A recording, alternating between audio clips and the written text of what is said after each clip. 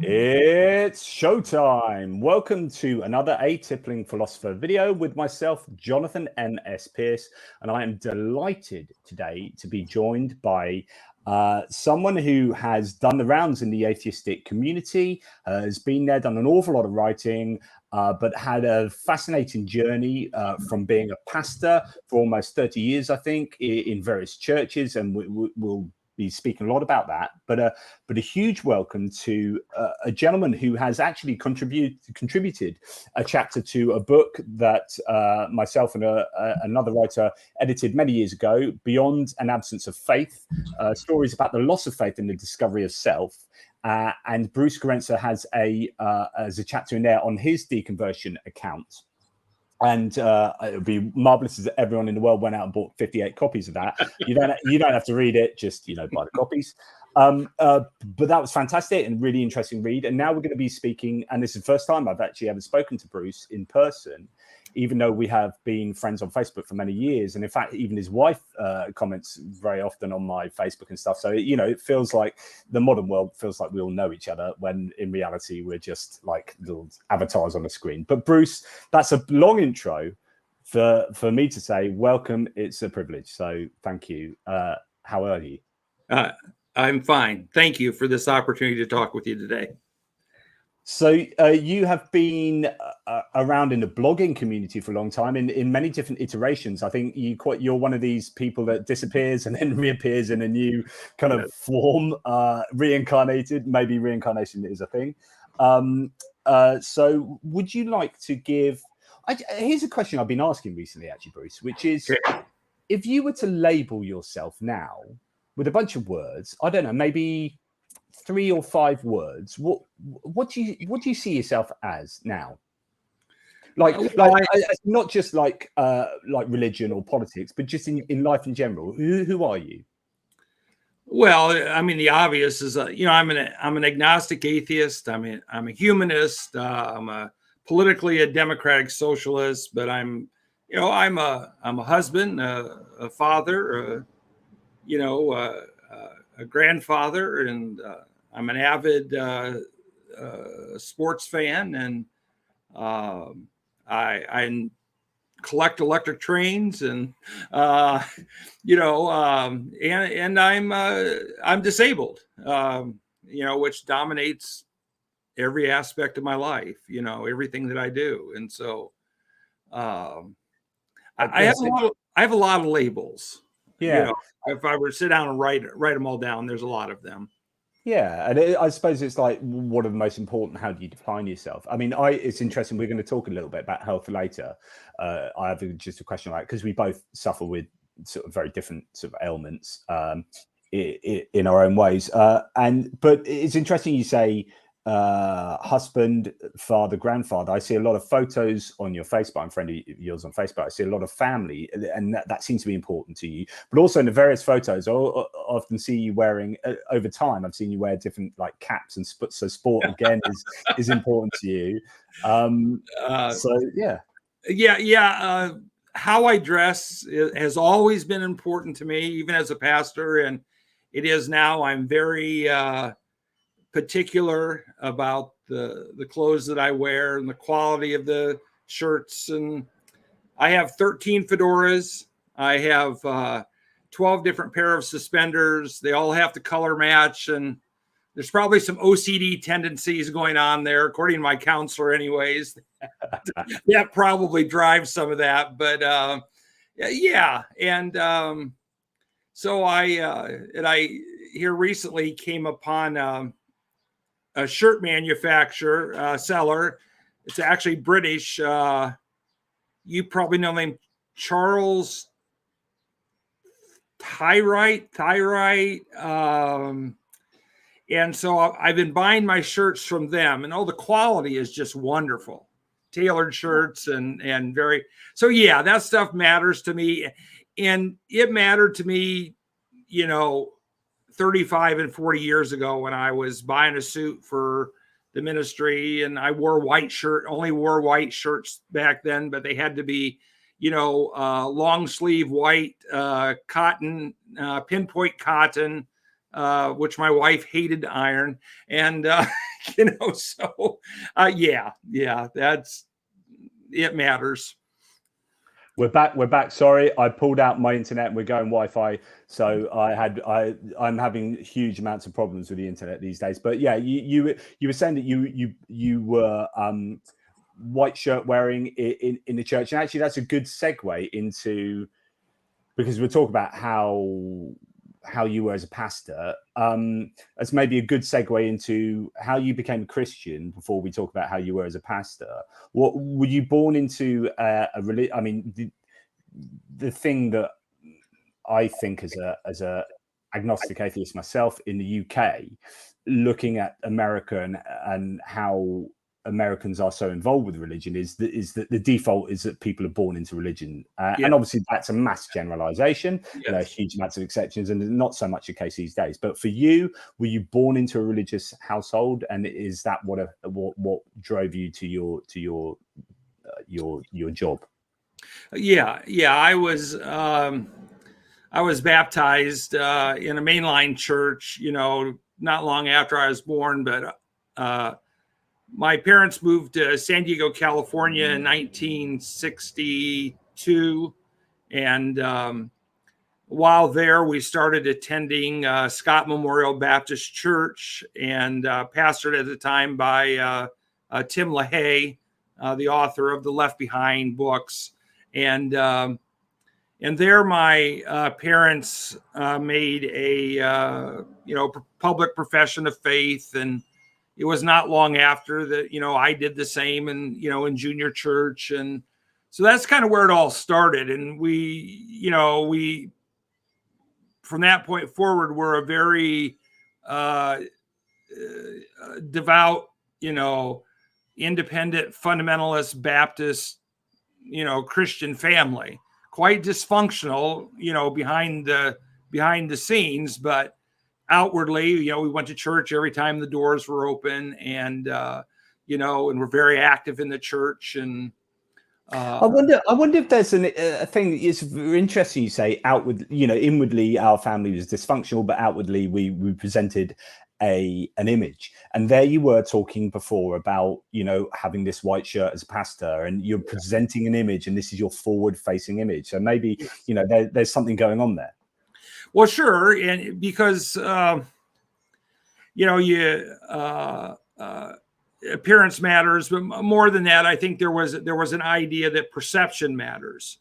And so, as a pastor, I learned not only in college, but that which was modeled to me, this persona, this perception that you had mattered. And so, for example, in the church that I attended as a teenager, there was the assistant pastor who had this certain persona about him, and well-dressed, nice man, well-spoken, and yet I was best friends with his son, and I was in their home when the father, when this man beat the living daylights out of his son with a belt because he got bad grades in school. And so there's the behind the scenes stuff, and then there's the appearance in public. And so and and my wife and I will often we'll talk about old times, and it's we used to live right next door to the one church I pastored, and we could be having a row about whatever. And just arguing with one another, and boy, we'd walk out of the house and we'd walk into the back doors of the church, and we'd put on our, oh, how I love Jesus smiles, like everything was just fine. And so because that's what people expected. They I learned long ago that parishioners typically don't want people that are honest. Pastors, they don't want pastors who are honest about life, and that's fascinating. Well, so you mean they need to be sold a dream or like an ideal? Yes. It's more of a, look, Jesus wants winners.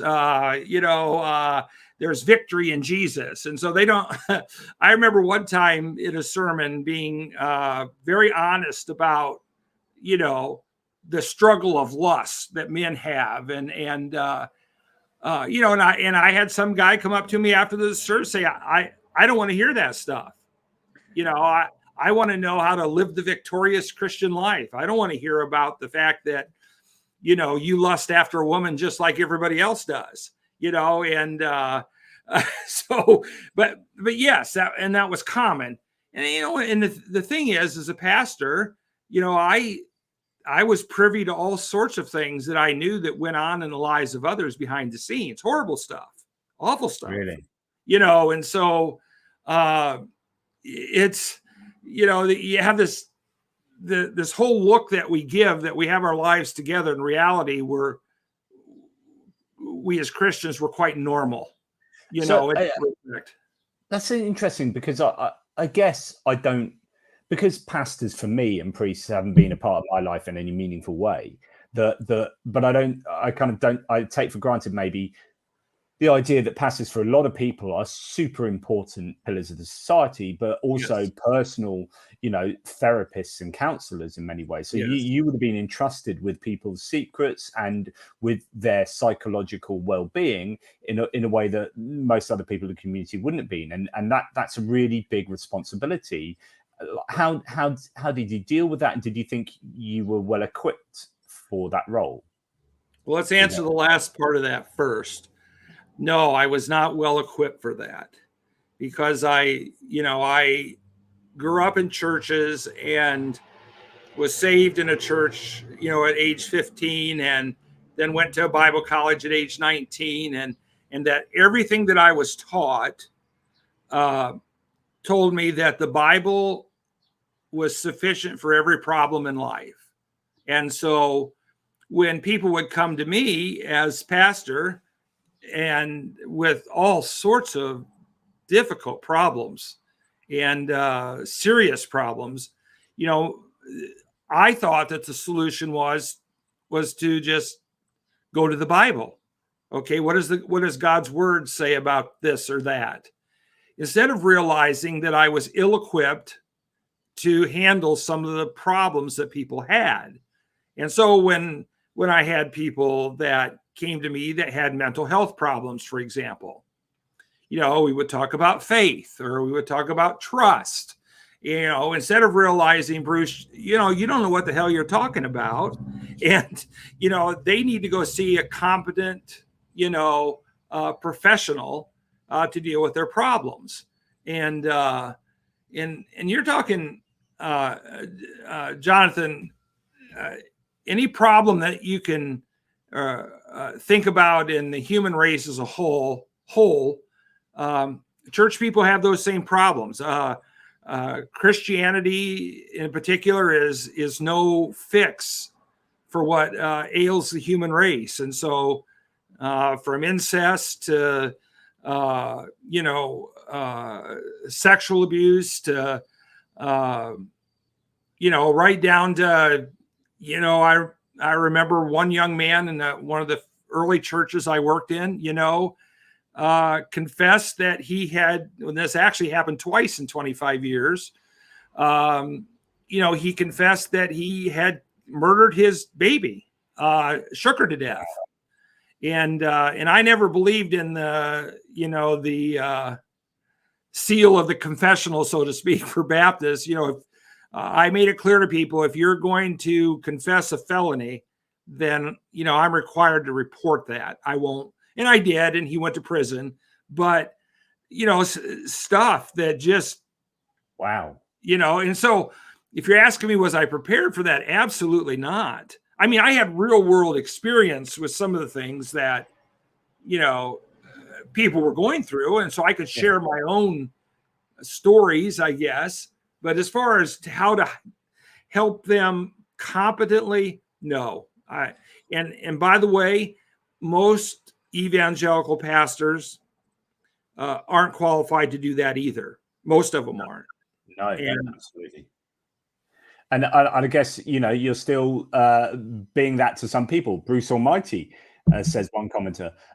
Brings cutting-edge reason to the evangelical horde. His presence brings me, as a non-believer born to a Baptist, brings me a Baptist preacher, brings me much support and well-being. So you are still providing a secular form of your support, but hopefully with all the caveats that you want that. Yes. When I have people email me today, I get emails every day. People with real problems in their life. I mean, I'm glad to listen to them. I'm glad to offer what help I can, but people will tell you that, my number one answer to everyone that contacts me is that you need to seek out professional counseling. And because I've taken advantage of that myself over the years, and so I understand how important that is. But you need to talk to people that have the proper expertise to help you, with the problems that you have. Now, you want to talk theology and the practical aspects of evangelicalism. I'm your guy. But when you start talking about deep psychological problems and past trauma, I'll listen to people, but they do need to talk to someone that can truly navigate those problems with them. So talking about that evangelical, background that you've got. So you were born into a religious family or religious context, and what made you go down the route that okay, I want to be a pastor? Okay, I mean, were you really excited as a young person by the whole God idea and religion? Yeah. When I was a young boy in California, I told my mom that I wanted to be a preacher when I grew up, and so I never had the angst that a lot of people have, when trying to figure what they want to do with their life, because that's what I wanted to do from the time I was a child. But you had to fast forward to when I was 15. We were going to a independent fundamentalist Baptist church in Findlay, Ohio, and this is a common experience that people raised in that environment have. I at a revival meeting, and I realized that I wasn't saved, and I went forward and So in the UK, sorry to interrupt, but what is a revival meeting? Just for those who might not even know what that is. Yeah, a revival meeting is you have a preacher, an evangelist that comes from the outside, and they'll preach for 3 days, 5 days, or maybe a week, and there'll be sermons every night, and the goal of these meetings is to evangelize people and to help church members, get right with God. And it wasn't uncommon for churches to have, a couple revival meetings a year. And so in this particular case, it was a guy by the name of Al Lacey, and a very powerful preacher, and so at the invitation time, I'm sitting there in the church pew with my friends, and I felt conviction about my sins, and I went forward, and one of the deacons in the church showed me these Bible verses, and and asked me to pray the sinner's prayer, and I did. And from there, 2 weeks later, I went forward again, and I told the church that I believed that God was calling me to preach. And a couple weeks after that, I preached my first sermon at the age of 15. So, wow. And did you ever have that born again experience? That kind of, the Holy Spirit in you? Yes. And how do you see that? Well, can you explain that? And how would you explain it nowadays? I mean, when you look back at it with a skeptical eye. Well, certainly in the moment, I believe that, the moment I got saved, that the Holy Spirit came in me and was living inside of me, and he was my teacher and my guide. And certainly my life changed, from that moment forward. But I look back on that now, and I understand it from the perspective of, I I spent my entire life being indoctrinated and conditioned for those experiences. And I can explain every one of them that I've ever had from that perspective. There were certain expectations, about getting saved and getting baptized, and the same thing that goes on. Why is it in Pentecostal and charismatic churches that most people speak in tongues? Well, because they're conditioned to do those things. We as Baptists, we never spoke in tongues because it wasn't part of our worship experience, and so so that's what happens. And and that's difficult to come to terms with when you realize that there was not on purpose, but you were being manipulated and directed to a certain outcome. I've talked about this with other people in similar experiences who have a few who have been pastors themselves, and I've talked about how, or they've talked about how things like the music would be really important to develop a sense of psychological state, or a sense of importance, or whatever, and these different things would be manipulative of the congregation so that they would have a religious experience or feel more in the zone or whatever. And the question is, well, is this intentional by the pastor, for example, in a manipulative way, or is it just how it's done, and it just and it's done because it works, but you think of it more as just a whole I don't know, experience of the church, rather I'm going to do this because I know it will get the person. Do you know what I mean? Yeah, sure. No, do I think there are some Elmer Gantry-like manipulative preachers? Absolutely. But look, by and large, I think that most preachers grow up in a religious culture. They become preachers in the cultures that they grew up in. And so they use the tools that work. Yes. Look, all of us as young people, we tend to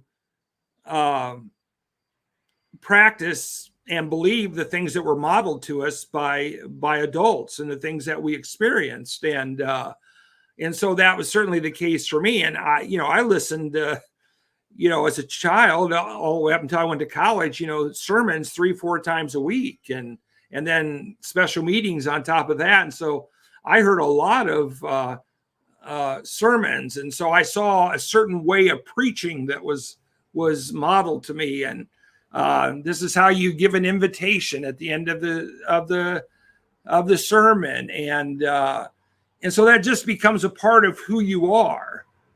It's just when you reach, as you get older, at least it was for me, even as a pastor, I started thinking about some of that stuff and realized that some of the things that I was doing was very manipulative. Right. The use of music in a certain way, things that I would say, during the invitation times. The goal was, of course, to get people to accept Jesus or to get right with God. And it came to a place to me where I just stopped giving altar calls altogether. That I had such a problem with it that I just stopped. Okay, before we get there. Okay. As a pastor, because that's a really interesting thing that I want to talk about. As a pastor, what kind of pastor were you? You said that everyone's kind of learns off their elders and from how you're modeled, and you must have obviously learned from the many pastors that were modeling to you. What kind of pastor did you become, and do you look back on the pastor you were with? How do you look back on what kind of pastor you were? Well, preaching style, let's start there. And that's a big question. Preaching style, I entered the ministry as the typical, fire and brimstone, pound the pulpit, Baptist preacher. I preached topical sermons and whatnot, but somewhere in the mid to late 1980s, I started to question some of that, and I moved from that methodology to what's called expositional preaching. What were you questioning? Sorry. Well, I was just questioning the intellectual depth of that style of preaching, Right. and if my goal was to ultimately be a teacher, and then I needed to change my approach, and so I did. Were you mellow? Does this reflect a kind of mellowing? Yes. Yeah. Oh, sure. Yeah. I certainly, I was still quite animated in the pulpit, and I've always been a passionate speaker. So that was always, I remember a discussion years ago, when an ex-preacher becomes, they become an atheist, do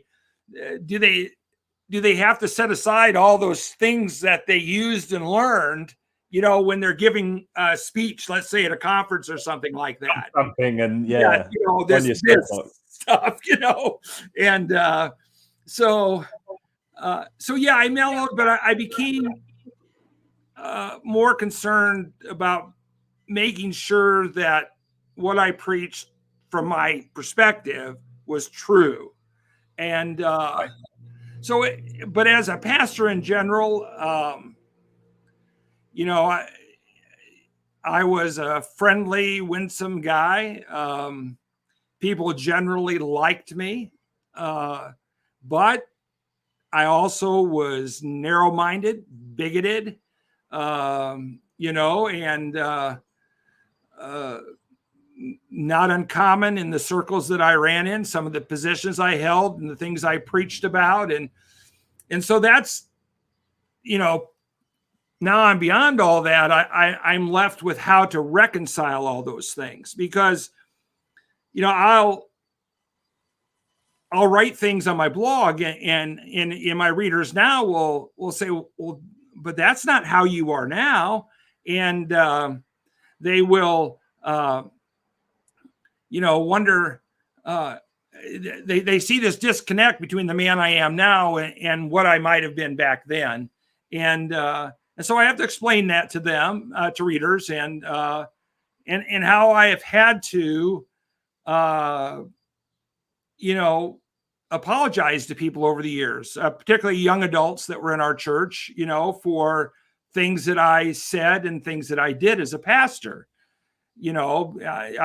I thought it my responsibility and my duty to, to make those things right, particularly, Jonathan, on things like, homosexuality, for example, and, I was a rabid homophobe, and because God's word said so. And, and so we had a Christian school, for example, and we had 15 students. And, now here we are, fast forward, those kids are all in their 40s, and, 3 of them are gay. Three out of, that's a pretty good percentage out of the school. And, and I've had to have honest talks with them, knowing that they sat in that church. Maybe they already had some idea that they were gay. And here I was just raging against, homosexuals and the homosexual agenda. And so, and every one of them has forgiven me. They remind me that I was, I was a product of my times. I only knew what I knew and didn't know what I didn't know. And, and so I've been grateful that we've been able to maintain a relationship over all these years. But, I've had to come to terms with some of that stuff. And I'm quite interested in how you said several things. You said you were mellowing, and was that, it seemed like that was a desire to be more theologically truthful. Yeah. But was there also a desire to be more humanist? And I don't mean that in a kind of atheist humanist way. Right, I mean, right. as in like thinking of the people, and then you get this ideal, like, do you put the Bible first and theology? For example, on homosexuality, do you follow what the Bible says, or do you follow your moral intuitions and adapt the Bible to what what you think is right. Do you know what I mean? Did you go? Yeah. Were you going through these kind of processes? Well, I think, you know, I was a conservative biblically, you know, and pretty much till the end of my time in the ministry. You know, at the end, I think I really took a leftward turn towards the end. But prior to that, I think what changed is that I grew up in an religious environment that focused on all these externals. You know, men shouldn't have long hair. You know, women shouldn't wear pants, and you know, we don't go to movie theaters. You know, we don't do this, we don't do that, and there was these long lists of what they called church standards, long lists of rules and regulations, and every one of them which had some form of biblical justification. But that became so wearisome to me, and so I think that partially drove my change in preaching, because I just wanted to focus on what the Bible actually said, instead of trying to find Bible verses to justify all these beliefs. And so when I talk about preaching expositionally, it means, for example, you take the book of John, the Gospel of John. I would preach through that verse by verse, section by section. Every week I knew what text I was going to preach on next. There was a plan. And so it kept me from getting on hobby horses. It kept me from chasing rabbits. It kept me focused on the biblical text.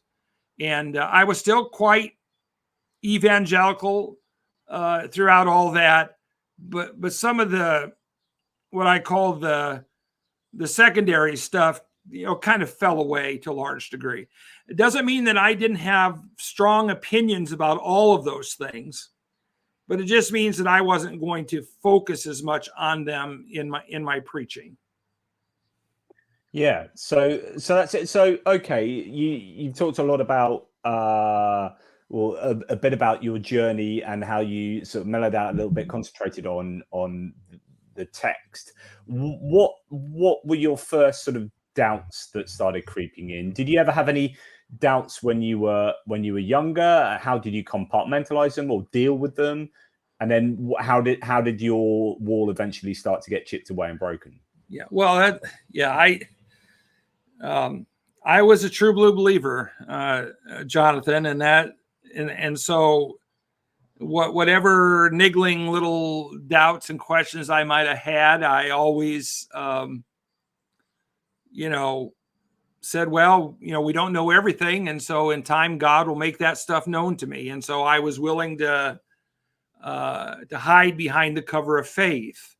And the skeptical theism does so much legwork, doesn't it? It's like, oh, we don't know the mind of God. God moves in mysterious ways. Yeah. Let's put all our worries in that skeptical theism box, lock it up, and throw it away. Job done. Well, yeah, no, and that's exactly right. And so when I would, you know, come upon passages of scripture that I found problematic or didn't understand, you know, I that's the methodology I would use, you know, because, well, it's God's word.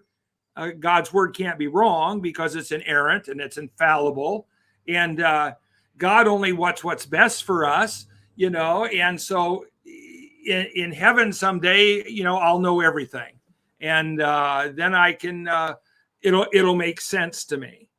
And but you know what happened is that I left the ministry in 2005. I was, by then my health problems were, you know, getting worse. And so I thought, you know, I'm going to leave the ministry and we're going to, you know, we'll just find some church we can attend and I can help that church. And my wife so and I had this wasn't a reflection of any kind of move away from theism, but health is just health and other things, right? Yeah. And probably burnout, you know, to some degree. I was just tired of the constant grind of the ministry. And, you know, by then, you know, Polly had gotten a job, with a local manufacturing concern here, and our income status had improved, dramatically as a result of that. And so we just kind of, after 25 years in the ministry, we transitioned, and we spent the next 3 years saying, okay, let's find a church to attend, one that takes the teachings of Christ seriously. And in that 3-year period of time, we, actually 4-year period of time, we visited over 125 different churches. Wow.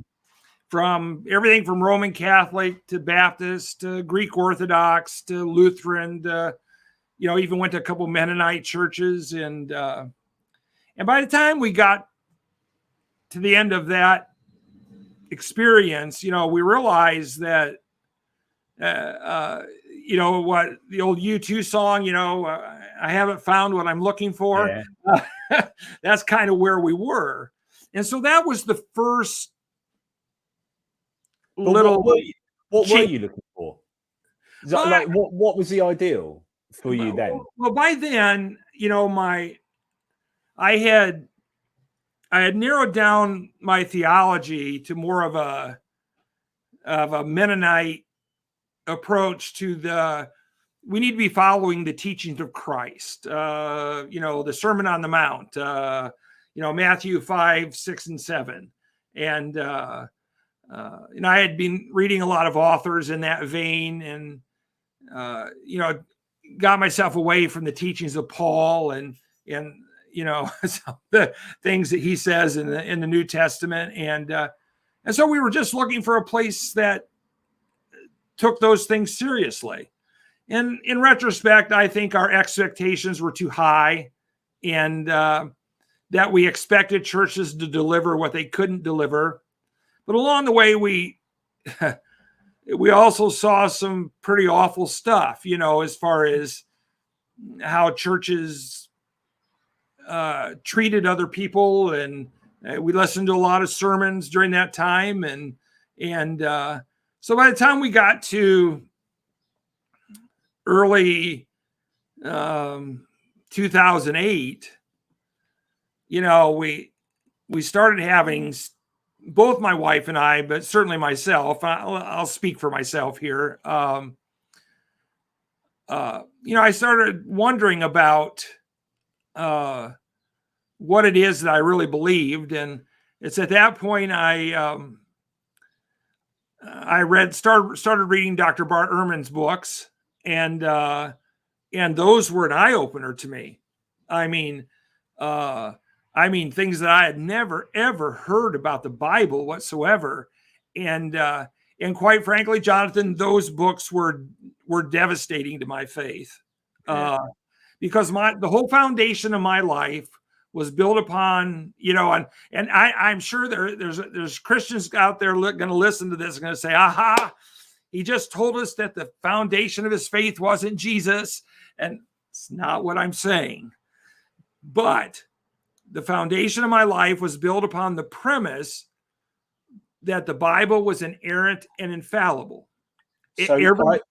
I've written, while you were speaking earlier, I wrote as a question for you next, which is infallibility, is that the beginning of the end for you? And literally that's where you've just gone. So, yes. Because I really see this an awful lot with people who are fundamental, evangelical, whatever, really solid Christians. Like, the basis is that real foundation, the basis of their belief is that this book as a revelation, it can't be challenged. There's this presupposition, you just can't challenge it. And therefore, just like you said earlier, if there's something that does challenge it, like, there must be a reason, even if I don't know the reason. Skeptical theism, right? That's how I deal with this, because the God and the Bible must be up here all the time. And as soon as you read something like Bart Ehrman that says, actually, it can't be up here because there's an element of problem with this book or this kind of exegesis or whatever, then it's a house of cards. Because if you're like, okay, that bit's a problem, that means any of it is challengeable, which means, okay, I need to start again.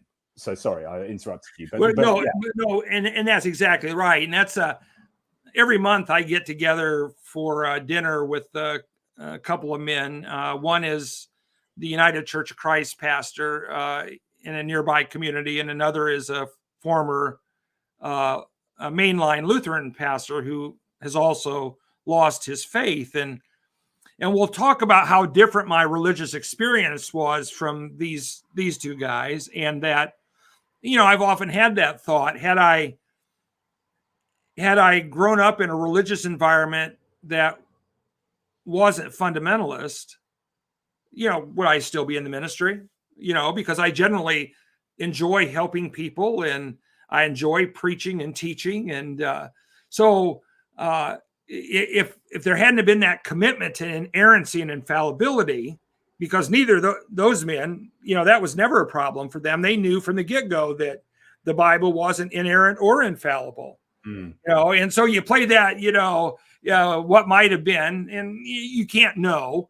But the fact remains is that when I read these books, there was no question, and I read others besides that. John Shelby Spong's books and others. It became very clear to me that I had been taught a lie. Yeah, and it was just, and you were apt. You mentioned a house of cards comes falling down, and it did.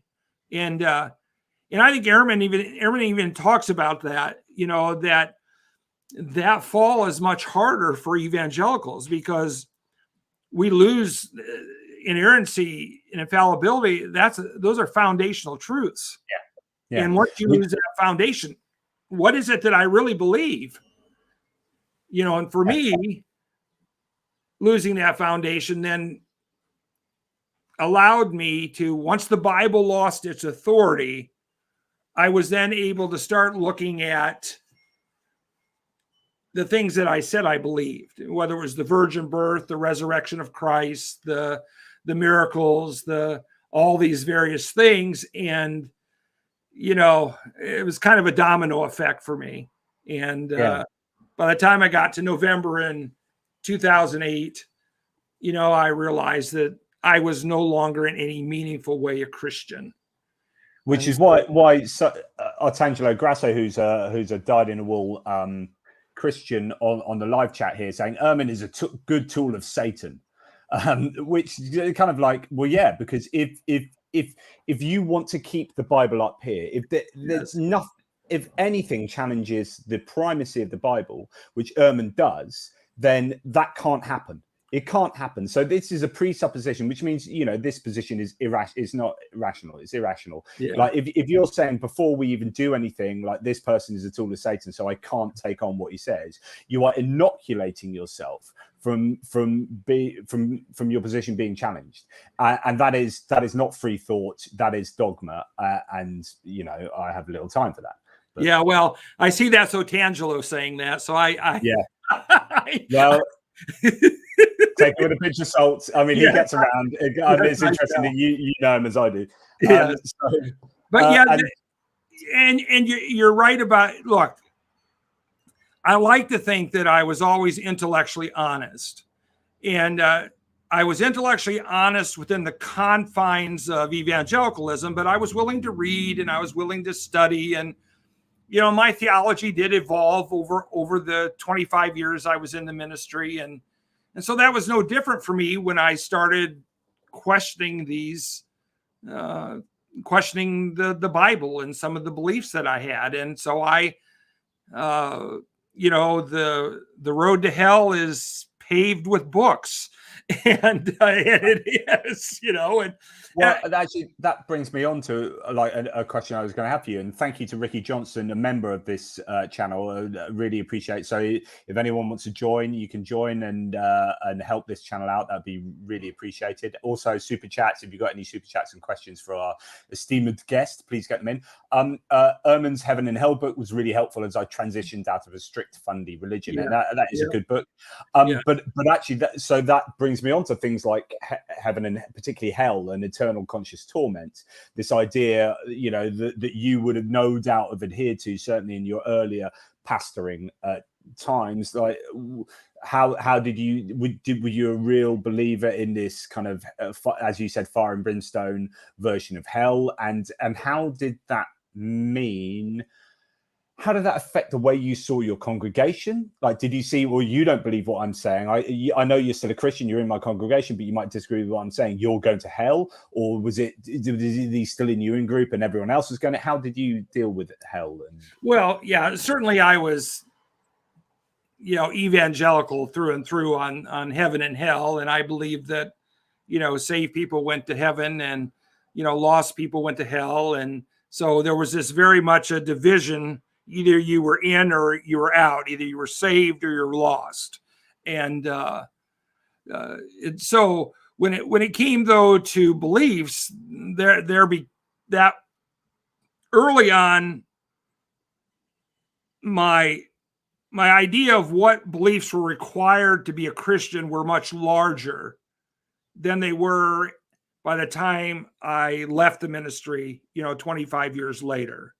In fact, one church I pastored, the next to the last church I pastored in nearby here in West Unity, Ohio, we had a kind of a slogan or a cliche on the door of the church. It said that the church where the only label that matters is Christian.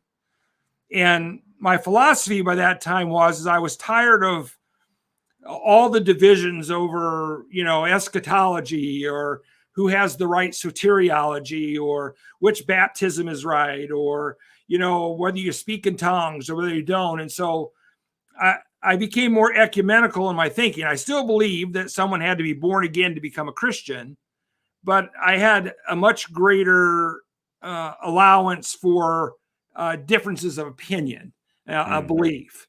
And that allowed me then, so you take, for example, Jonathan, when I was, in the 1980s and I pastored in Southeast Ohio for 11 years, I pastored a good sized country church there. It was growing, but the town we were in had a ministerial group, and they sent me a letter asking me to participate, and they met once a month down at the restaurant there, and the restaurant served alcohol, and that's an important part of this story.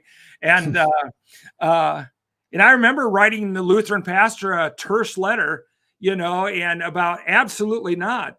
I don't fellowship with mainline pastors, and I don't go any place where they eat anywhere that sells alcohol. And I gave him the standard Baptist line, about all of that stuff. And I always remember his letter, and I wish I'd kept it years later. He says, "Well, Bruce, just remember, even Jesus ate with sinners," and and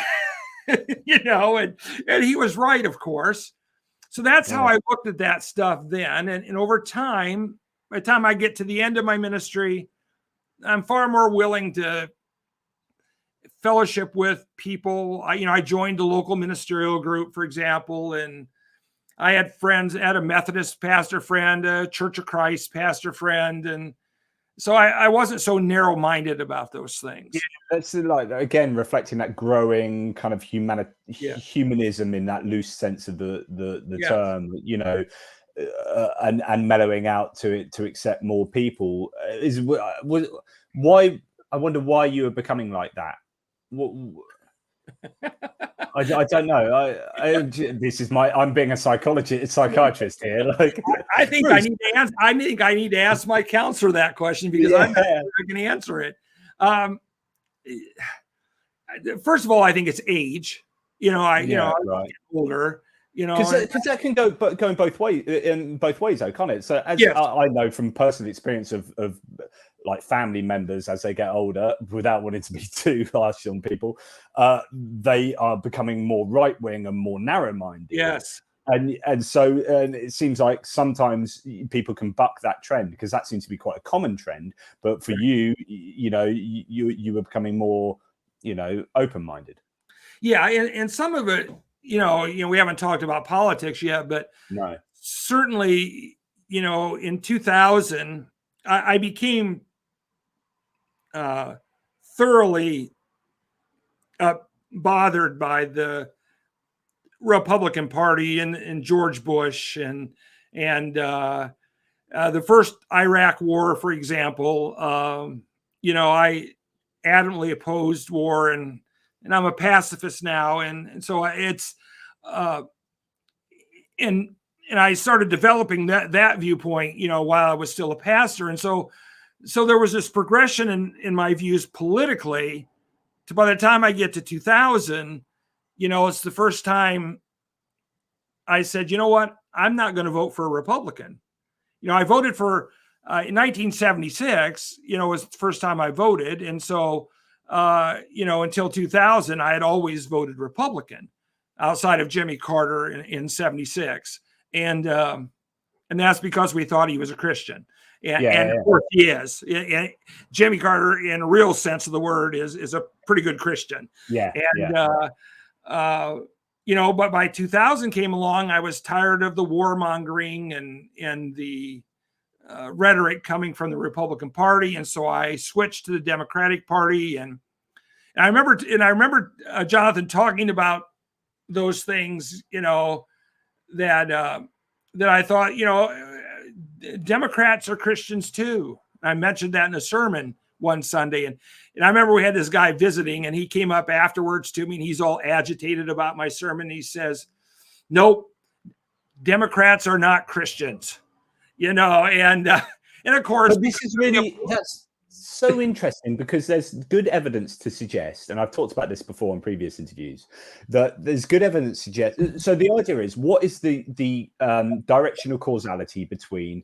politics and religion? So does religion chase your politics, or does your politics chase your religion?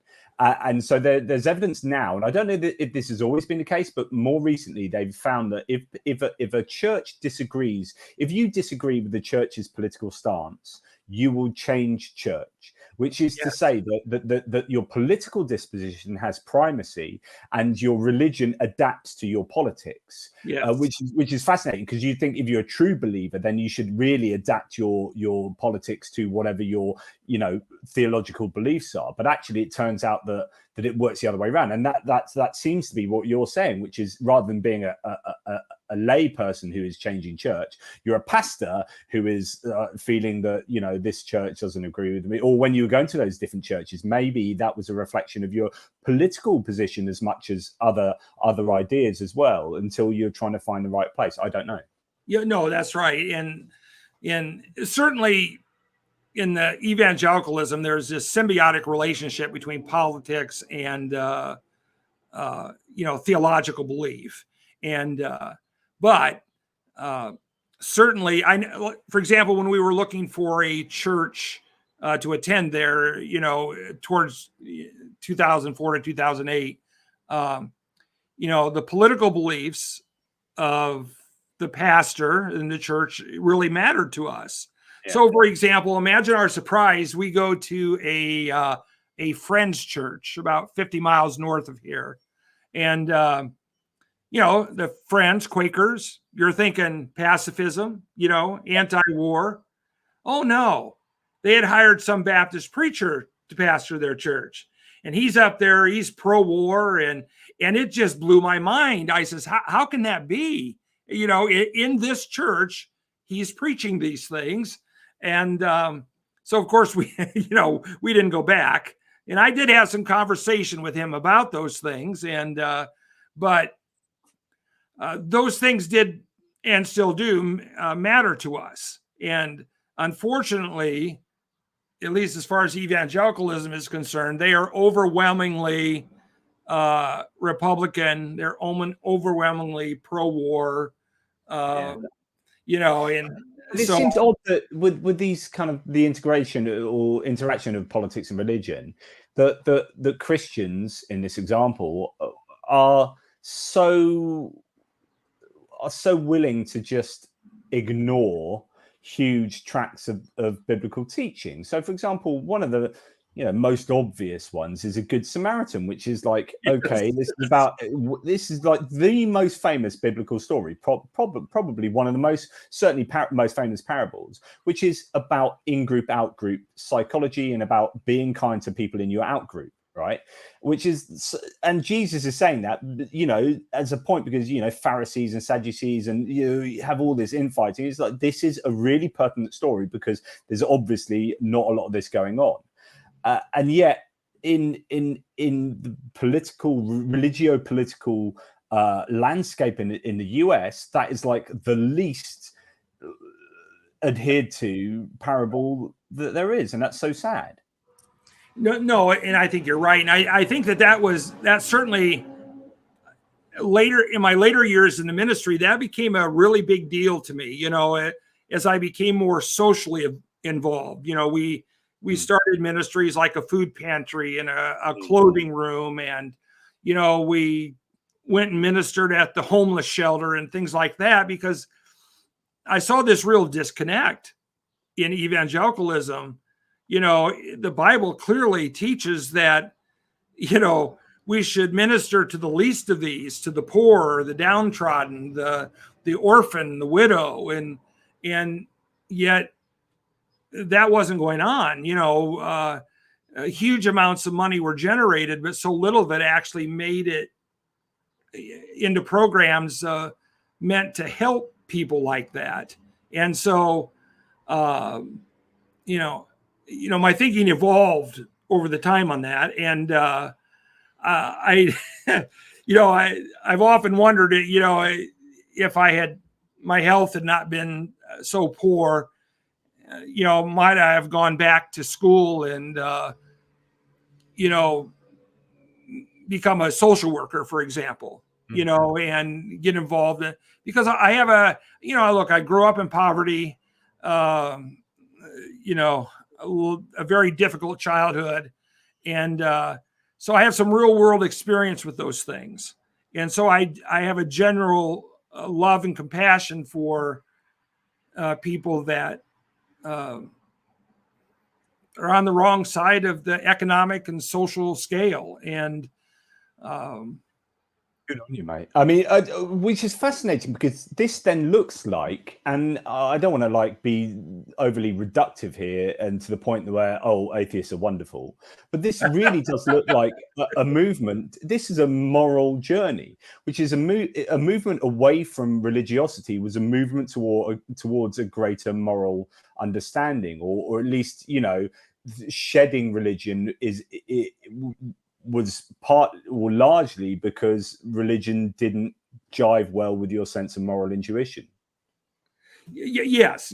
And so that, you know, that's why, you know, atheism was never the end game for me. Humanism was the end game for me. You know, that when people, you know, as you know, they try to turn atheism in, you know, hey, you have a religion just like everybody else does. And no, really, I don't.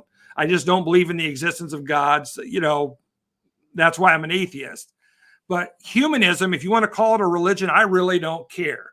It's humanism that gives my life a moral and ethical foundation. And I think that what I call the principles of humanism are robust. I think it provides for us a way to look at the world and how we treat one another and care for one another. And, you know, and so, yeah. In the end, it was I really haven't thought about that before, Jonathan, but yeah, a moral journey. I mean, for everything you were saying, like everything you've said, those incremental movements, you know, because politics at the end of the day is morality.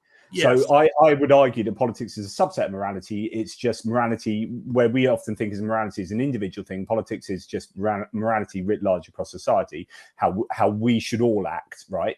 Or what government should do on our behalf or for us or whatever. So therefore, if you're moving politically, you're moving morally. And as you're moving politically and morally outside of politics, along, you know, it seems like your religious journey is adapting to that. Yes. Yeah. Can I just, my friend Rob has just, my friend Jeff, and I'm going to read out a text that Jeff sent me today about your blogging. So I will do that in a little bit. But I just want my mate Rob said this. Interestingly, do you think the preponderance of ex-fundy atheists, so the fact there are so many atheists who are of an ex-fundamentalist nature, indicates less about Christianity per se and more about a release from certain psychological or life demand pressures? So are people rejecting certain forms of Christianity more because of the psychological constraints and problems that Christianity maybe promotes, rather than being a theological reaction? Yeah, well, it's both, and I'll explain that in just a minute. But yes, I grew up in a rigid fundamentalist religious system, and so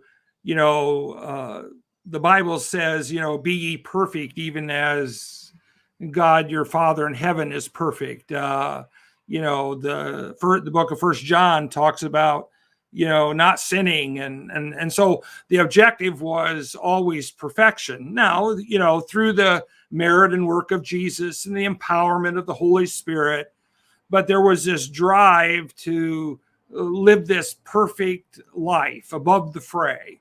And of course, that's a miserable way to live, and it's impossible to live that way. And that's why, some of the, as you know, I write a series called the Black Collar Crime Series, and some of the worst preachers, offenders criminally, are fundamentalist preachers. And part of that is driven by the fact that there's these expectations that cannot be met. And so they indulge in things, that their religion is powerless to keep them from stopping, from not doing. Are you saying that because there are more rules and stuff in place, they have more desire to break rules and be sort of taboo? Or because that's what we humans, do we not often want what we can't have? So that's why it's kind of like what my wife and I took a Saturday. We took a train ride, and all day steam train, and a delightful time. And on the train was an Amish man, and now he shouldn't have been there. That right, of course, that's against their religion, but here he was the whole day, and it's a steam train. Yes, and so that's the way it was as a Baptist. So yes, your friend is right about the psychological pressures and whatnot, but here comes the but, because what happens is that if that's the only way you look at my story, for example, you come to a wrong conclusion, because it was more than that. Because by the time we get to the end of my journey, I'm not at that place anymore. And so my thinking has changed. And so at the end of the day, my reasons for not being a Christian were primarily intellectual in nature. I couldn't rationally sustain, these central claims of Christianity. Look, if you don't believe in the virgin birth and the deity of Christ, and that Jesus worked miracles and these various things, this is time for spam o'clock. If you don't believe in the virgin birth, you can get my nativity to critical examination. Yes. If you don't believe in the resurrection, you can get my resurrection to critical examination. But anyway, sorry, Bruce. Yes, that's all right. And so, yes, I mean, it's, when I re-examined those things, I just rationally, I could not believe those things. And so there's a mixture of both things, but I do not underestimate the psychological aspects of the religion that I grew up in, and the harm that it caused me. There's a reason that I'm have been in therapy for years, and a lot of it is directly related to my religious experiences, and and to try to unpack all of that. And Jonathan, I remember when I deconverted, one of the first problems I had is I had no idea who I was at all. I felt like I had been just cast aside. And so I had to remake every aspect of my life, and that was really hard for a long time. But how did you go about doing that? Well, fortunately, this is where I need to put a word in for my wife, Polly. We've been married for 44 years, and she followed a similar path as I did, but for different reasons.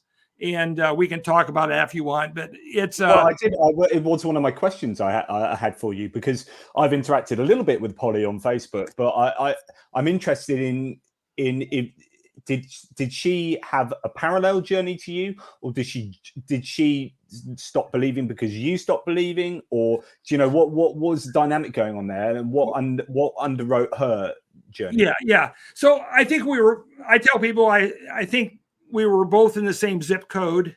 I think Polly was looking for an opportunity to walk away, but she was never going to do that if I didn't. Let's put it that way. Yeah. Her reasons were very different from mine. Whereas in the end, for me, they were primarily intellectual. For Polly, they were very personal. And that for women in fundamentalist circles, it can be drudgery, and it can be oppressive, and it left a real mark on her life, every aspect of her life, and not in a good way. And so for her, she just wanted to be free of all of that. She wanted to be her own person. She wanted to, live her own life. And, look, Polly was 40 years old before she wore her first pair of pants. And I had to beg her to buy them because she was afraid that God was going to kill her if she did. And he didn't. And, same way with alcohol. We were in our mid 40s before we ever drank alcohol for the first time. And so it was more things like that for her, that I think she was tired of the constraints. It's not that she didn't have intellectual reasons for not believing, because we spent, our pillow talk for a long time was me reading excerpts from, Bart Ehrman's book, and we're, hey, what do you think of this? And so, and we'd have long discussions about that, and we still do. And, but her experience as a pastor's wife was, as I've come to learn, was not good. I think she felt used and ignored. By you? Yeah, by me, absolutely. Because look, I was the center of attention. The church revolved around me. She was more of an appendage. She was my gopher. She was the mother of my 6 children. She, played the piano. She watched the nursery when nobody else would, and these various things. And so she got none of the adulation and all the work. And so I think if I said tomorrow, hey, I think I want to go to church on Sunday, I think she'd threaten me with divorce, because she really is, much to her fundamentalist mom's consternation. Polly is definitely anti-religion in general. Right, interesting. So how is both of your journeys away from religion? How has that played out with the family at large? How are what are your children's beliefs? How what about friends and family in a larger sort of circle? Sure. Well, when we left Christianity, and so this was in November of 2008. So a couple months after that, there was a lot of rumor about us, a lot of gossip going on. And so I decided I'm going to I guess you've been known in loads of churches as well. So it's like, yes. Locally and in other places. And I have a lot of colleagues in the ministry and at the time. And so I decided to write a letter. I titled it "Dear Family, Friends, and Former Parishioners." And I stated and I wasn't an atheist per se at that point. I didn't use that label, But I said, this is why I'm no longer a Christian. And I sent that letter out to a couple hundred people.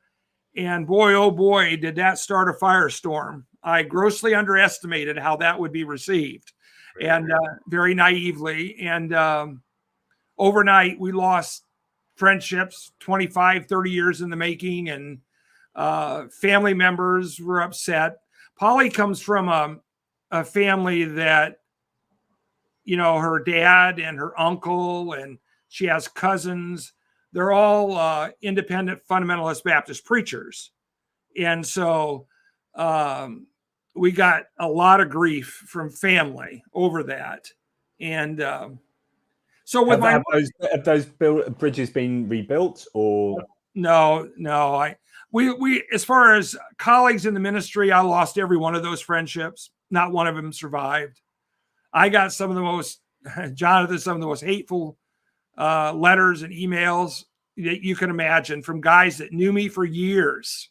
Samaritan, eh? And it's like, I learned quickly that the glue that held us together was our fidelity to a set of beliefs.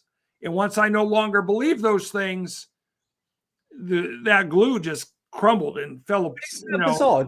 Shouldn't you expect people, especially people who would know the journey you've been on, especially you, like to think that if I, as a pastor friend of yours for 30 years, and I like you, right? And I like that we believe the same things and all that. And if you go on and become an atheist or on that journey, then I would surely be thinking, well, I still like you, right? You're still the same person. You haven't just, that letter hasn't, like, you're still the same person, but I need to save you now. So surely I need to work even harder at our friendship in order to try and bring you back around to my point of view. But yet, no. And that, outside of one man, that didn't happen. My best friend, for example, he got wind of it, and I hadn't heard from him in quite a while. And I mean, he just sent me a blistering email, said that I was a tool of Satan and that I was destroying my family, and that it was evident that I was mentally ill, and just all, you know. And my first response to him was, "Hey, Keith, why not say, hey, how you doing?" Let's start there. How's the kids? How's Polly? What you been doing lately? You know, instead he just went for the jugular, and he did apologize later, but I tend to believe that people say what they mean the first time, and and I think he realized that was really a bad approach, and but I got a lot of, even with what happened with family, with Polly's family, is that, we'd go to holidays, Christmas, Thanksgiving, and things like that. And it got so bad, the little snide remarks being made, and there was this oppressive feel in the room the whole time. We were the only unbelievers in the room. And it got so bad that we just quit going, when you leave, when you leave things like that, I'm livid and my wife is in tears. We probably don't want to do that anymore. I wonder, like, if that had happened 14 years later now, do you reckon things have changed in 14 years? Like, atheism has been that much more normalized? Because even though that's actually quite a relatively recent deconversion that you've had, right? That in this grand scheme of things, I think even in since I've been doing this, which is probably about 14 years, just under, like, and thinking and being interested in philosophy of religion, things have changed. Dawkins opened the door to a normalization of atheism that maybe your family might react differently if it had happened now, but maybe not. I don't know. Well, with their fundamentalist family, probably not. I did have one family member, an evangelist, who in the late 2000s, I guess, he had some interaction with me via email, and then all of a sudden it stopped. And I found out that his father-in-law, who was a pastor, came to him and told him that he shouldn't be having conversations with me, and that and so he, of course, he stopped. And it's not like I was going to convert him or whatever. I think he was genuinely trying to understand where I was coming from. And that's all I ever wanted from people, is that, look, I just, this is my journey. This is my story. If you want to talk about it, I'm willing to do so. I'm not hostile towards religion, though I'm accused. Are you not? Do you get? Have you ever felt, because this is quite common for a lot of people that lead particularly fundamental religion, which is that they believe that they can believe that they've had a large period of their life stolen off them. They've been lied to, and that generates a sense of anger that then turns into anti-religion or anti-theism. Do you have elements of that? At times, I tend to treat more liberal and progressive religion differently than I do fundamentalist religion. I treat mainline Christianity as more as, okay, doesn't seem to harm anybody. If that's what people want to do, fine. But when it comes to evangelicalism, because of my firsthand experience with it, I realize that it can cause serious psychological and at times physical harm. And so, yeah, my approach is different, but I still try not to be the caricature of the angry atheist. I'm willing to have discussions and interact with people if they can do so politely and honestly. The problem is, for whatever reason, my blog in particular, it attracts people that are very hostile. I mean, I've gotten thousands of emails over the year from people that just think that I am Satan personified, and that I'm an enemy of the faith, and so it seems like you're having a bit of a deal with. You're having a bit of a contretemps at the moment with a Dr. David T. So yes. Yeah. In the case of him, unfortunately, is that I am now privy to some things in his past that he probably should never write another word ever about Christianity, because he has a very sordid past, and and sometimes I probably interact with him too much, but he's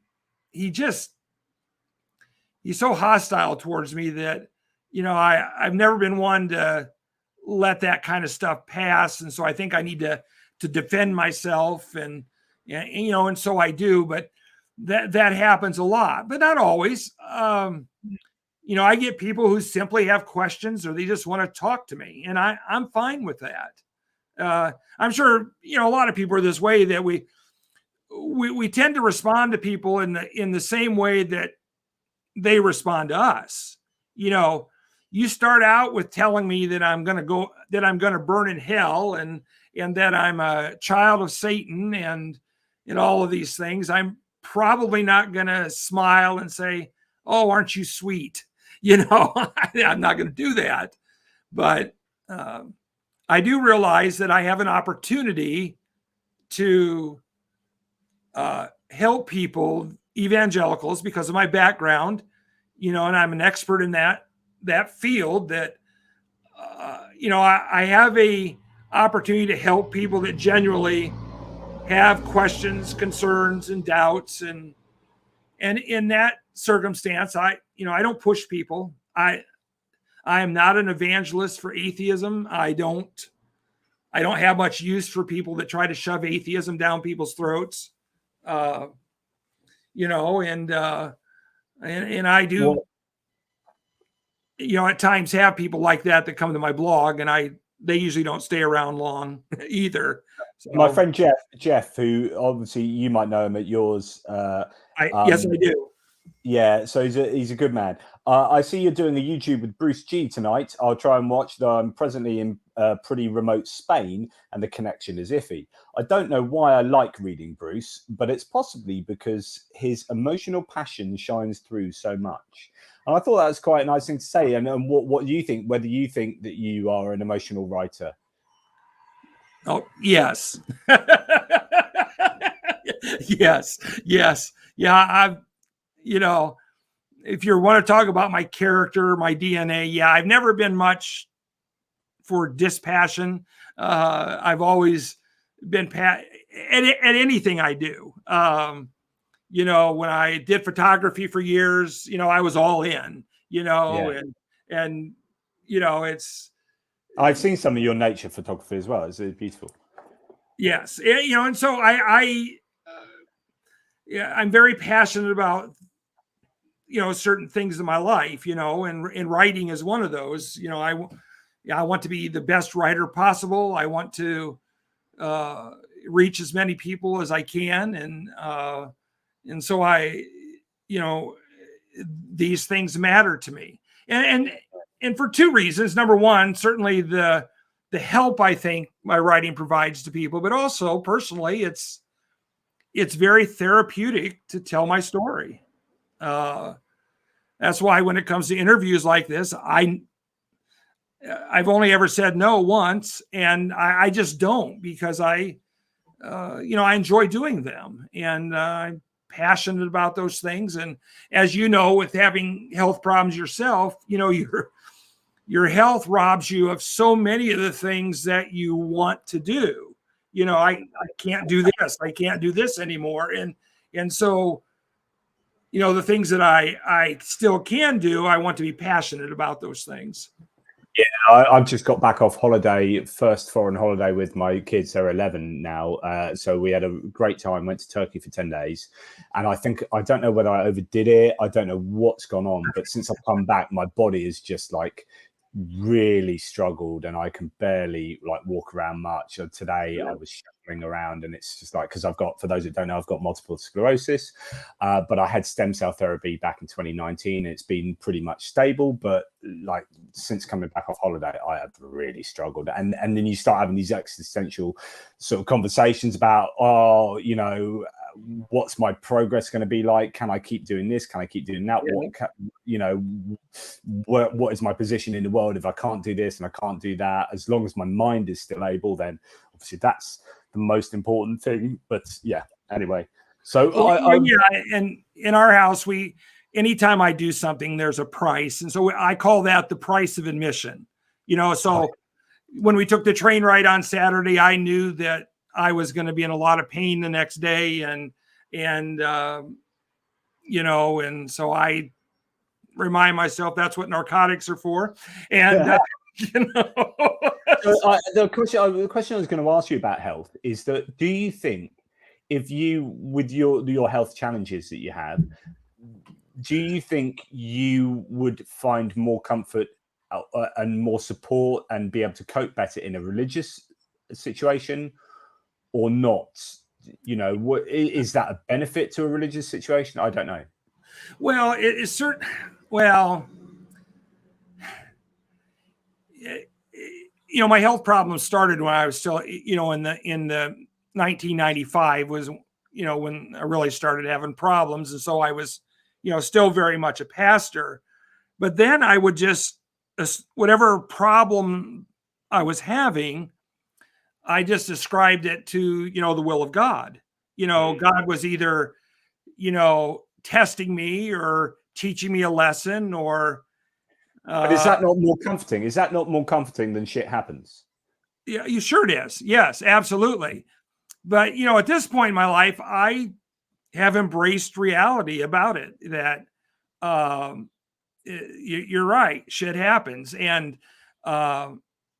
there's nothing I can do about a lot of the health problems that I have. And they are inch by inch robbing me of my life. And I'm going to die sooner than later. And hopefully not today or tomorrow. And I got shit to do. Not live on this, because yes. Yes, my last interview was with Jonathan Pierce. And actually, it might be pretty cool. It might go viral. So no, I'm not advocating. No, I'm not advocating dying. Honestly, I'm not. Yes, and I have a gallows sense of humor, so I'm okay with jokes like that. And good man. Good man. But yeah, though I think atheism has helped me just embrace the reality of my circumstance, and that you know, I think Christopher Hitchens' book Mortality was a big help. You know, we got this idea that we're significant in the universe, and we think that somehow we should be exempt from suffering, and we're not. You know, and we like to think that you know, like with MS, you know, well, that always happens to somebody else, except that it doesn't. You know, it happened to me, and that's the way it is for me. You know, and I remember, you know, 2 years ago, I was diagnosed with gastroparesis, which is a incurable stomach disease, and I remember telling my doctor all the other things I already had going on. I said, "Really, really? Can I just? Will this not stop?" You know, and he kind of looked at me. He says, "No, probably not." You know, because he's a realist with me too, and you know, and what do you do? You know, for me personally, I just do the best I can every day. I go to bed exhausted, and I try to get up the next morning and you know, try to live another day. And it's good for, you know, writing helps me with that. It gives me a purpose and reason for getting up, doing interviews like this. You know, hey, I've got something on the schedule I need to do, and some of my grandkids are coming over tomorrow, and so that's which is a good segue back to the question I wanted to ask, which is when we're talking about family, talking about deconversion and particularly your children, because back 14, I don't know the ages of your children, but 14 years ago, what position were they in, and how did your sort of deconversion affect them? Yeah, so let's go. So if we go back 14 years, our oldest son would have been 29, and our youngest son would have been 16. And I think that's about right, because they're 42 and 30 now. And we have 6 children, 4 boys, 2 girls. Our oldest daughter, who will turn 33 tomorrow, she has Down syndrome. And so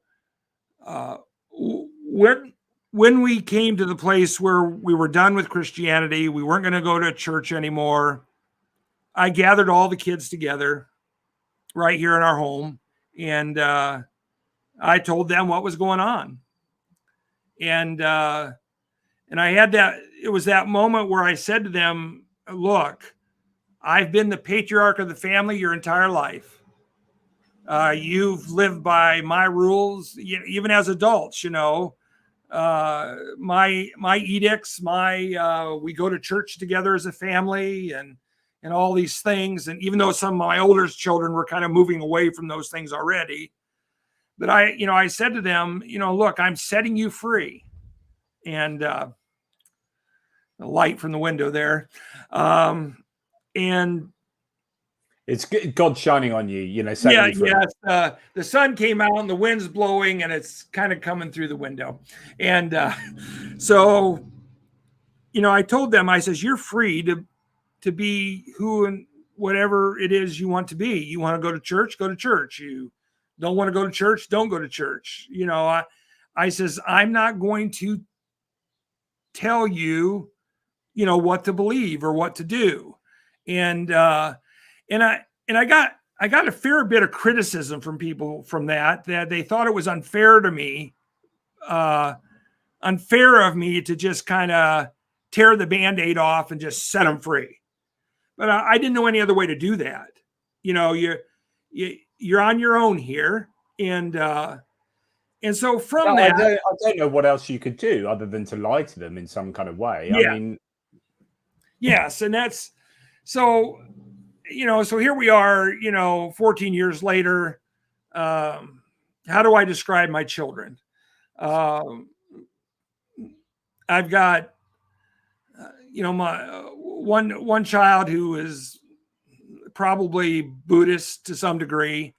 And I have another older son who's married to a Roman Catholic girl. They're nominal church attenders. And then two of my youngest children, and then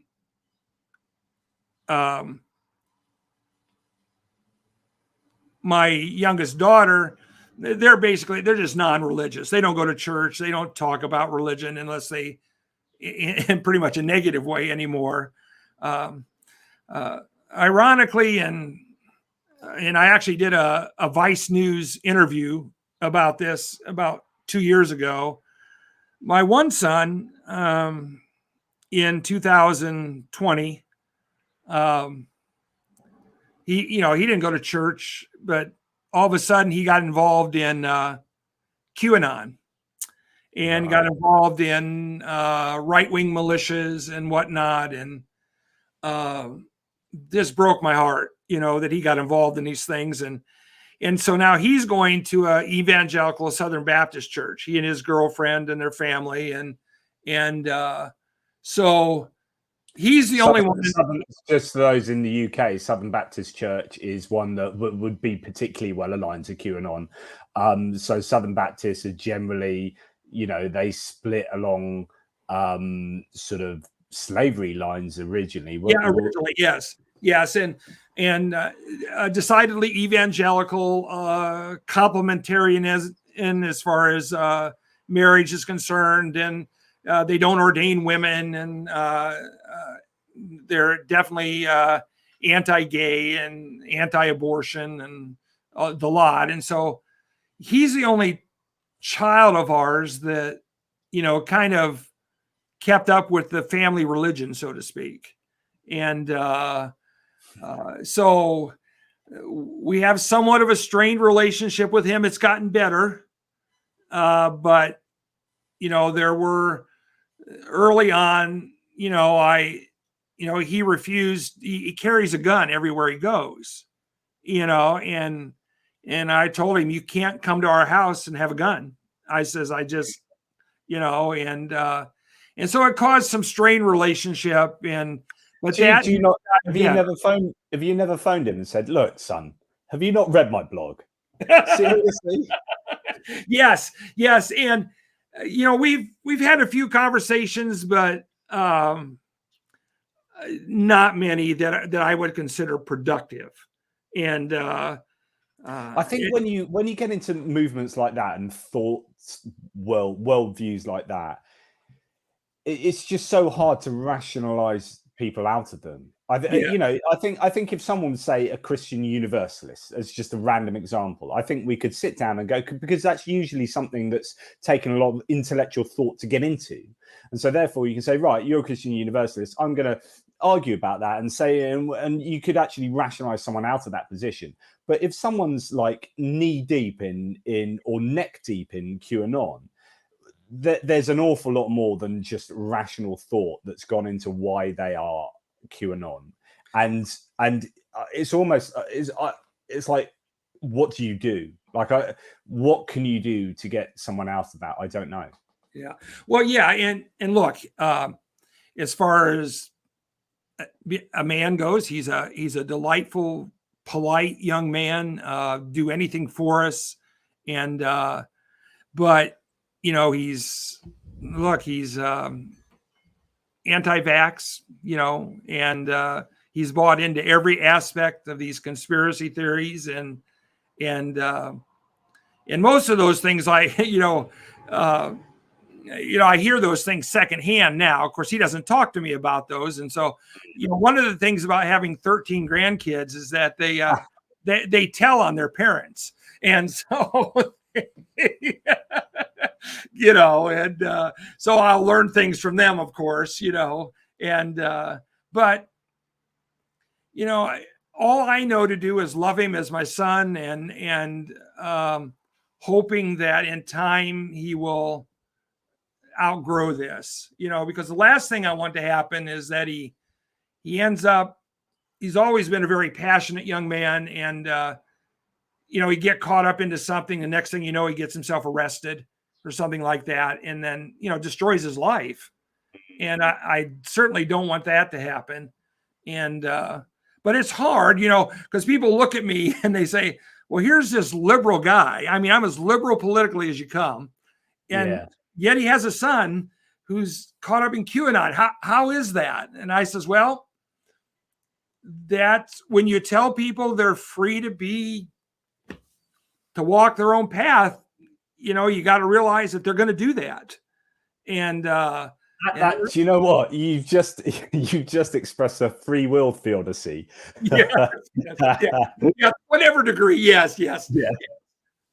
But no, I speak that in a colloquial sense of the.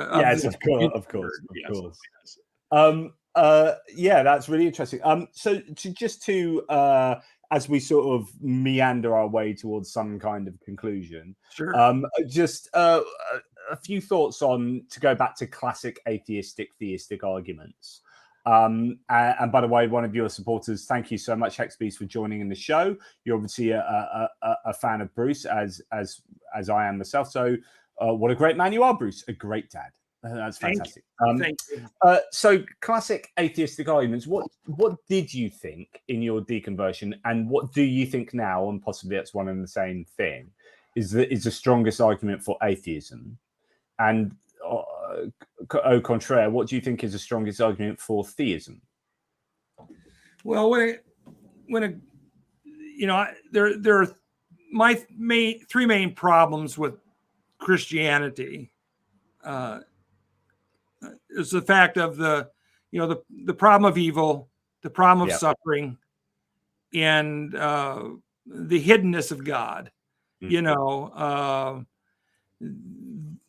Those arguments, and look, I've listened to enough of Matt Dillahunty and other people. I understand all the various arguments, philosophical arguments that are made. But those things, at least for me, are insurmountable. There's just no way that the theist can successfully counter, those arguments. Now, on the Christian side, it's a very practical thing for me.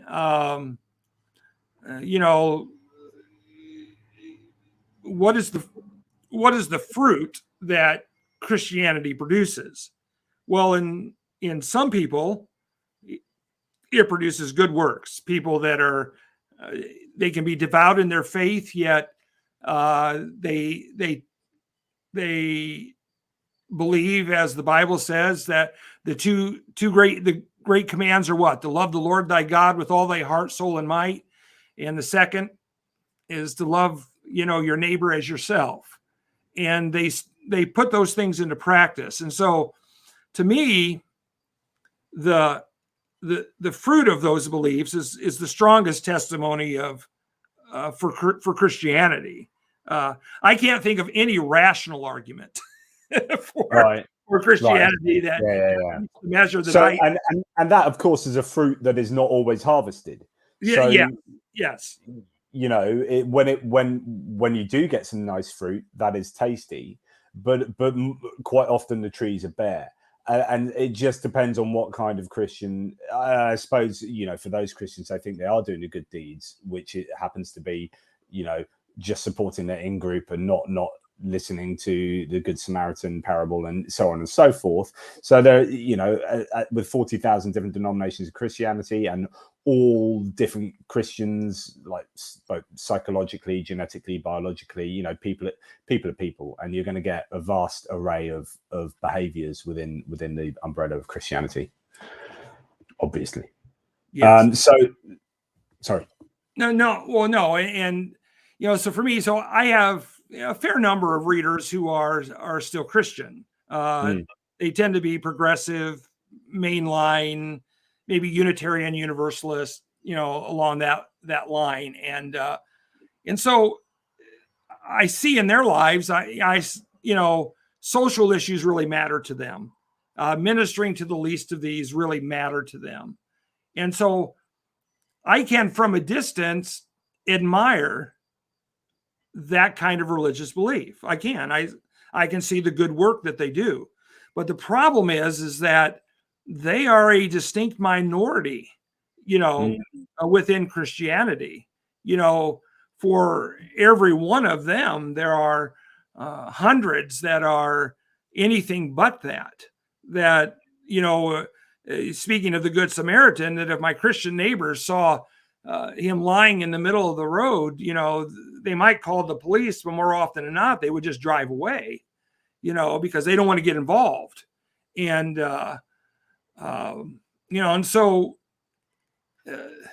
I think it's best summed up by that T-shirt that those two men at a Republican conference were wearing. I'd rather be a Ruskie than a Democrat, which is, like it's just this tribal nature of humanity that people in those kind of churches seem to embrace. Yeah, and one of the things I have challenged, evangelical pastors on is if they'll take issue with this or that I've written, and I'll ask them, so tell me about your church. What do you do? How do you spend your money? And I said, let me see the annual budget. How much money are you spending in the community? And of course, no one has been willing to give that information to me, of course, because I know why.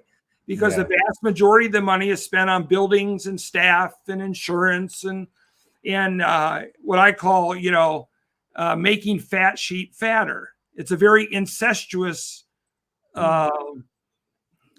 way of life, and that's fine. If you want to have a social club, fine, but you supposedly have these transcendent beliefs, and that you're speaking to the culture and these moral absolutes and whatnot. Yet when we look at the church, we don't see that, and we see that you're very inward grown, and that's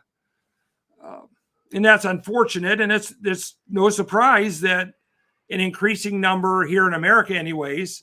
I think you guys are decades ahead of us in this regard, but we haven't. I like to think in most regards. Yeah. That would be a discussion for another day. But we are. There's increasing distrust and dislike for evangelicalism in particular in this country, and especially among people who are young adults, and. Well, it's just that disconnect between, again, morality, like the moral zeitgeist that's happened, the movement of people's moral windows means that modern people see, that kind of conservative evangelical fundamentalism as not appropriate for their new moral outlook. And so that's why there is that dislike for that kind of thinking in it's all about morality again, isn't it? Yeah, well, it's like my children, they grew up with a father who was homophobic. And I mean, one thing about my kids, they heard every sermon I ever preached, because they had to be there. And yet all of them are very LGBTQ friendly, and I even have one son who I'm not sure where he is, on the sexuality scale. And we recently went to a gay pride parade with him, and they're much more accepting of these things than their father or their mother were. And so they see. Well, that's interesting, because I was wondering whether you ever think, God, what's the damage I've done to my children in those kind of sermons. But I don't want to open up a can of worms here, Bruce. No, that's fair. Because I'm a pretty introspective guy, and I spent a lot of time in therapy talking about the difficulty I have reconciling where I am now with the harm that I caused, you know, as a father, as a husband, and because of religious beliefs that we had. And for example, my oldest, we have kind of two distinct families. We have three older children, and then we took a 5-year break, and then felt convicted that, God wanted us to have as many children as possible, and Full, quiver full. And so then we started up again. So two different sets, and they really got two different sets of parents too from that. So my older sons, there's no other way to look at the discipline I meted out to them and call it anything other than child abuse. It was, spare the rod, spoil the child, all the Bible verses, that, suggest that corporal punishment is demanded, for transgressions by children. And I realized that caused harm, and serious harm.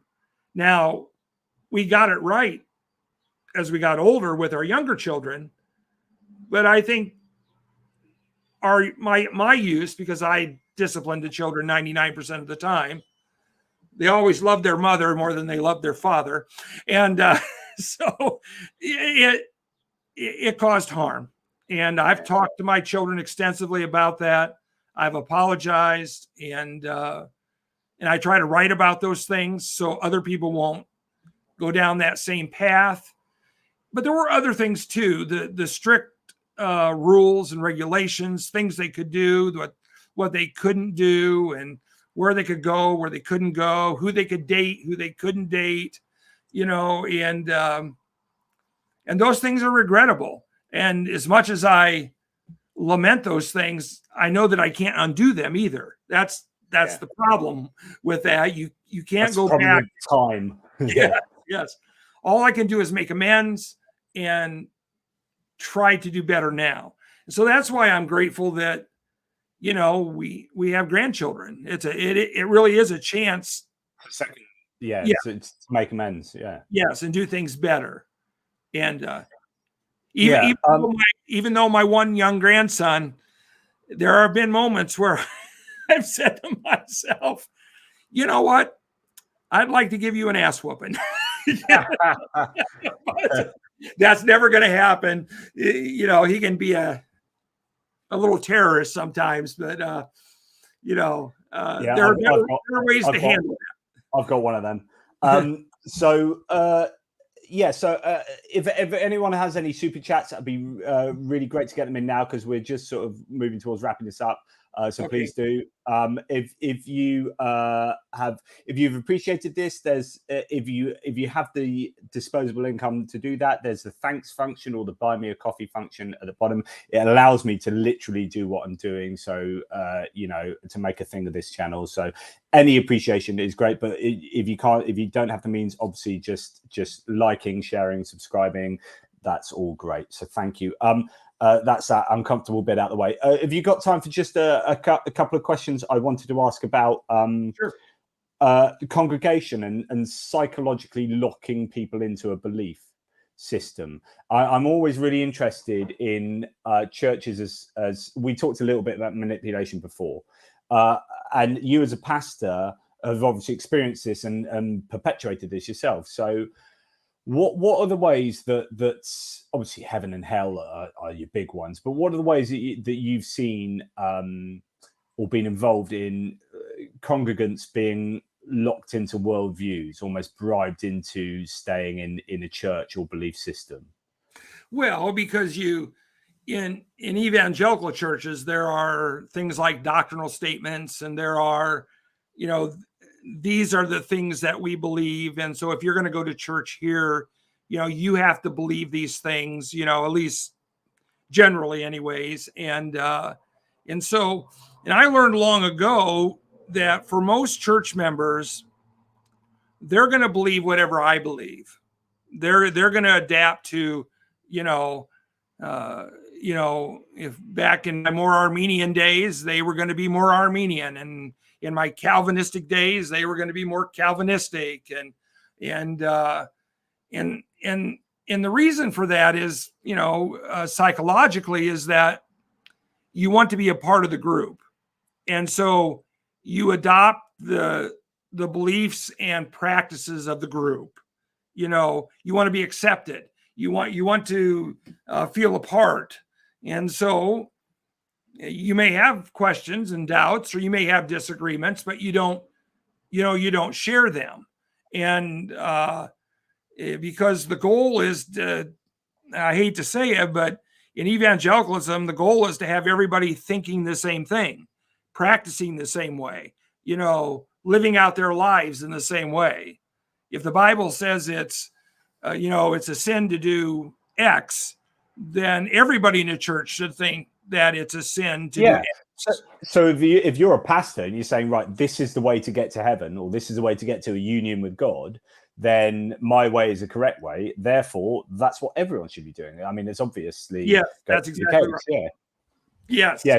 So you're saying the way to keep it is there's a lot of in-group psychology going on. There's a lot of social psychology involved in keeping people in place. Did you ever sort of feel that, or when you look back on it now, do you ever feel that you were bribing people or scaring people with the threat of hell or the reward of punishment, the reward of heaven? Well, sure, absolutely. I mean, you talk about hindsight, but yeah, sure. Evangelicals talk a lot about by grace through faith, and they preach up grace and all these things. But the truth of the matter is, it's do this and thou shalt live. You want eternal life, then you believe these set of propositional truths. And if you don't believe these things, then we're going to doubt that you're a real Christian. And there was allowance made, certainly for eschatological beliefs and, difference of opinion about maybe baptism and, and things like that. But for core beliefs, everyone had to believe the same thing. We weren't going to have disagreements about the virgin birth or soteriology as far as the means of salvation. You had to believe those things. And go ahead.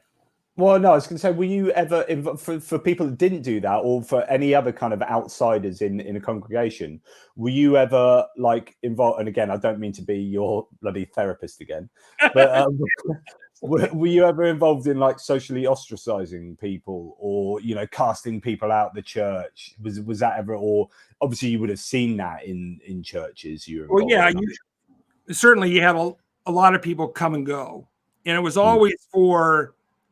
I wrote about this a week or so ago about one dear family in the church I pastored that, at that time, I thought it was a sin for women to wear pants, for example. And this woman would wear pants. And we had a code of conduct. If you were going to be on the platform of the church and involved in the ministries of the church, you had to agree to abide by these, social rules, and I remember sitting in their house talking to them about that. And the husband, the wife was sitting there with a pair of slacks on, and he points to her and says, do you mean to tell me that my wife wearing these pants, that she's a sinner? And I said, yes, and of course it destroyed the relationship, and they went to, they left and went to a different church. And so there were things like that. And I mean, over the years, because of course, if God's going to go to all the effort of creating the entire universe, waiting 13.7 billion years for us to turn up, which he's of course designed and created in such a way, and then he's going to right at the beginning, he's like, God, come on, please, I'm going to create this entire universe, but please, after 13.7 billion years, I want one species, I want the female of one of the species that when they go into church or just in general, they can't wear pants, with trousers, they can't do that. That's really what is I'm worried about before, during and after creation. It's seriously. Yes, in retrospect, it's absurd, but but remember, when you're in that bubble, Yeah. it all makes sense to you. Of course. Yeah, I'm not belittling the fact that. Yeah, I mean that this is super important. This is like almost virtue signaling in these moral proclamations. It's like it's not only what you should do, but look at when you don't do that, then you are this wonderful. This is all about, and you are not only morally good, but you're part of the group. Et cetera, et cetera. Right. And I think that.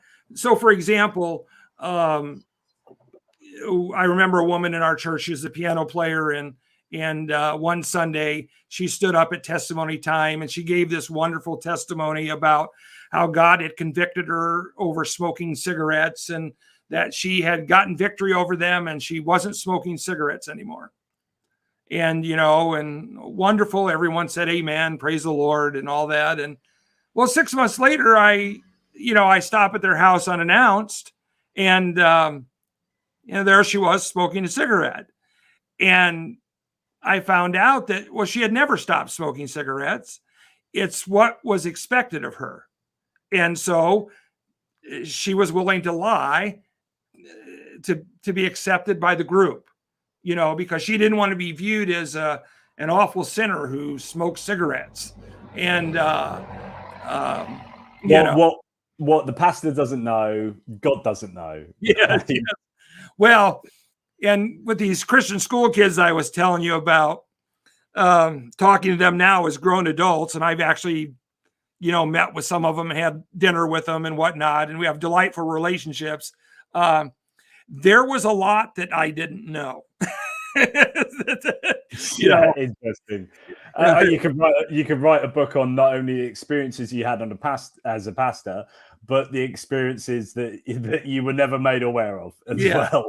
Especially in the sexual realm, because we were definitely pro virginity and save yourself for marriage and all of that, and everyone's of course towing the party line, saying, "Of course, Pastor, we do all of this, all of the above." Meanwhile, I remember talking to a friend of mine from my high school years. We went to the same youth group, and we were talking about that, and and I was a virgin until I got married and all of that. And I remember we had dinner one time, and she laughed and she says, "Bruce, you were probably the only person in the youth group that wasn't getting laid." And so, and she was probably right. It was, after all. Damn it, God, damn it. Yes. Well, look, I want to do some super chats because people have shown some great appreciation, and one of them involves a question for you. Okay. Thank you so much, Ricky Johnson, who's already a member. Thank you for being a member for a start. Absolutely wonderful discussion. I really enjoyed it. Thanks, fellas. Thanks, Ricky. Thanks, Ricky. That's really cool. Philodemus says, "Great chat. See my question above." So the question above is, Bruce's 16 reasons why I'm not a Christian really resonated with me. Any plans to write more about the evidence that led to each of the 16 conclusions? So expanding on what you've already written. Yeah, I would consider doing that. I can add it to the writing queue, which is quite long right now. But no, that would be a good post to expand. I've gotten some criticism about that post that it's too short, because they were just summary statements that I made about these are reasons why I'm no longer a Christian. And so, that'd be a good idea to flesh those out. But thank you, Philodemus. That's really kind. Thank you for your Canadian love there. Anna or Ina Roos, thank you both. Wonderful discussion. Thank you. That's really, really kind. Sobek, who's another member or was, who needs to worry about human trafficking when you have a woman wearing those pants? So this is the idea that, of course, there are maybe some bigger things to worry about. Yes. Thank you so much to Hexbees, another Canadian bit of support there, and obviously someone who knows you is one of your followers. Yes, I know who they are. Brilliant. Vaguely Agnostic, who's a member, thank you so much. Thanks, Jono. Great show. Thank you, VA. Always a great support. And finally, I think Sabra Burzewicht, $5 and a membership anyway. So thank you so much. It's really, really kind. Thank you for all of you supporters, and thanks for a really lively live chat that's also been happening while we've been chatting. So Bruce, first of all, I've really enjoyed this. We've got a little bit extra because I do my usually do my quick fire questions, which are just quick fire questions you can't think about, but just answer, and it's a way of getting to know you. Before I go on to them, I've really enjoyed this, Bruce. I would love you. This is one of those chats that I could easily go on for another hour, but you've got places to go, I'm sure, and people to see and family to interact. I've emptied my water glass, so yeah, we're getting down to the end. Yeah. So, but thank you. I've really enjoyed it. Would you be up for coming back to talk more nonsense or sense at some point? Absolutely. Fabulous. Okay, that's really great. Okay, quick fire questions then. What's your favorite non-fiction book? Non-fiction, anything by Wendell Berry. Who non-fiction? So what sort of non-fiction does Wendell Berry write? He is a philosopher. He does write fiction work too, but talks a lot about the American way of life, and more of an agrarian author. And his books were really helpful to me at a point in my life. So fits in with your Ohio lifestyle. Yes. And he certainly, I was still a Christian when I started reading him, and was very helpful. And he's a believer in a nominal sense of the word, I believe, but he really helped change my view of the world and war and consumerism and things like that. Favorite? I don't know if you get. Maybe you're like me and you spend so much time writing that you don't get enough time to actually read, especially fiction. But what would be your favorite fiction book or author? Boy, I can't tell you because it's been so many years since I've read a fictional book. I don't read fiction. Yeah. I love. If you ask my wife that question, she'd have. That's all she reads is fiction. So we're very different in that regard. Do you watch any television? What's your favorite TV show? Greatest TV show of all time was The Wire. Okay. Yeah. And Deadwood and Justified. And we're currently watching the new Game of Thrones series. And yes. So nice. Good stuff. Good variety there. What's your favorite movie of all time? Don't judge me. The Mosquito Coast. Okay, interesting. Was that about a missionary? Well, it was about a guy, a dystopian type movie where a guy leaves, America and gets a boat and travels to the dark jungle to make a new way of life for he and his family. And it doesn't end up very well. And so, yes, I believe it was Harrison Ford was in that one. Yeah. Oh, interesting. Yes. Check that out again. Okay, so if you had the opportunity to see a band or a musical outfit that you've never seen, dead or alive, who would it be?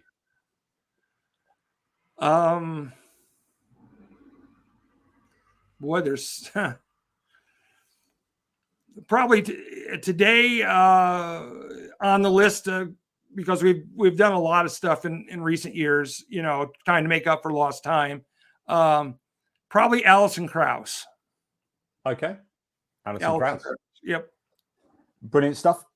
Okay, you are just about to be executed for leaving your fundamentalist church, and that's just how it is. So just before you get executed, you are granted your last supper. So what meal would you have as your last meal? This is going to be the right answer.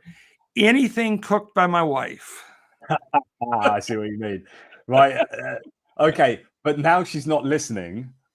What would it really be? I would like a steak from Mancy's Steakhouse in Toledo. There you go. Very, very particular. If you had a superpower, what would it be?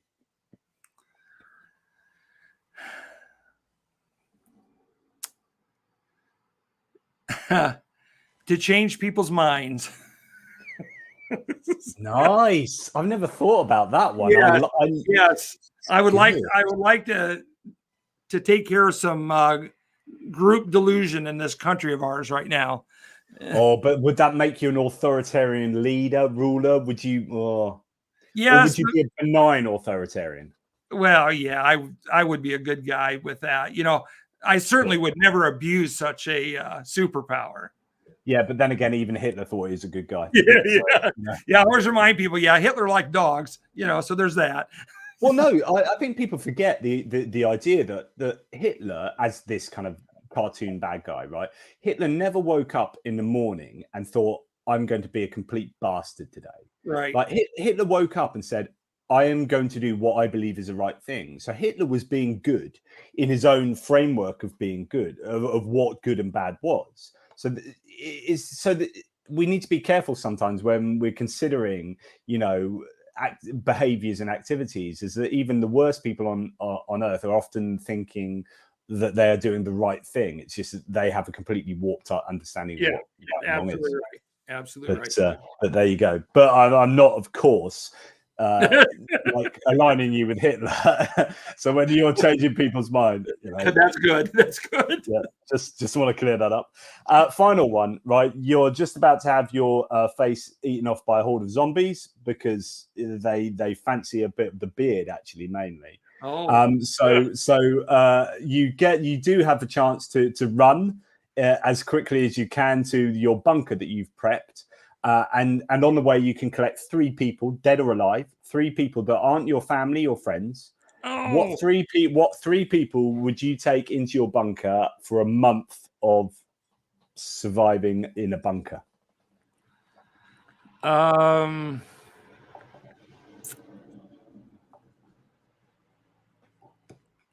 I would take Christopher Hitchens, and I would take probably Matt Dillahunty, and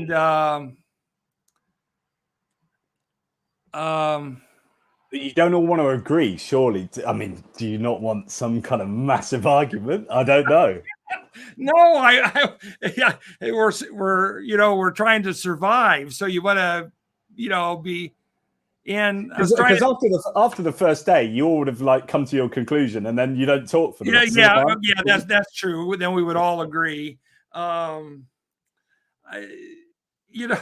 It's hard for me because family matters so much to me that I think that if the zombies are coming, I want Polly to be with me, or I want. That's really sweet. And you know what? You can't have her. I'm sorry, it's not in the rules. She's got to. You've got to leave her fighting for her own survival out there in that tough world. Instead, you get to take 3 random people. No, I think what I would do is that I would have a random drawing on my blog, and so I would then, whoever won the drawing, they would be the third person. Of course, I'm running the risk that third person is that Dr. David T guy, Brilliant. And that's what you want. You can sort it out once and for all. A month under there, and you've got your wingmen as Matt Dillahunty and Christopher Hitchens. I think about 2 days of that, though, we're probably opening the door and chucking him out for the zombies. Fair. Hopefully, God saves you. Yeah, that's it. There you go. God, and if God doesn't save you, God works in mysterious ways, and it's for the greater good. That's right. So everything that happens is for the greater good. So even if you die horribly, well done, world. It's for the greater good. Anyway, look, thank you so much. Thank you for the listeners. You can check Bruce's writing out, and please do, at his blog, which is at brucegerenzer.net.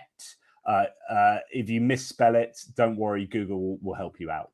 Yes. And go and check out his writing. Is there anyone else, anywhere else you want people to find you? Is there any thing you want people to do with regards to any of your writing or whatever? No, that's primarily where I do my work. I'm, I'm on social media, but I'm not, overly active there. And I still have grand designs of finally getting my YouTube channel up and running. And, I just need the physical wherewithal to, as you know, it takes work to. Yeah. Oh, yeah. Yeah. So I'll tell you what, I had to mainline most of this kind of monster just to awaken my MS brain. But I'll tell you what, Bruce, because I was really like, just before our interview, I was like, I can't do this. My MS, I was like so fatigued and dead. And like, you have woken me up, or maybe it's a monster, and I could do another 4 hours. But anyway, sorry, carry on. Yeah, well, this I will tell you, as soon as we're done, I'm going to do two things. I'm going to go pee, and then I'm going to head straight for the couch. Cool. Well done. Well, look, I'm sorry to have kept you so long. Oh, no, Bruce, I've enjoyed this thoroughly. Really enjoyed it, and I'd love to speak to you again. But in the meantime, all the best to you and your family. I will be in touch on social media anyway. And if not you, then Polly will be liking some photos and I'll be liking some of hers. So, but look, thank you so much. You take care, and thank you to all the people who contributed today and members of the channel. Thank you so much for your support, and thank you for the chat and for liking and subscribing and just generally being here. So I really appreciate everyone, but particularly you today, Bruce. Thank you so much. As ever, guys, question everything, particularly yourselves. Bruce, what last words do you have? You only have one life. You better get to live in it. YOLO. You only live once, guys. Yes. Use it. Okay. Thanks, Bruce. And thanks, everyone else. Take care. Thank you.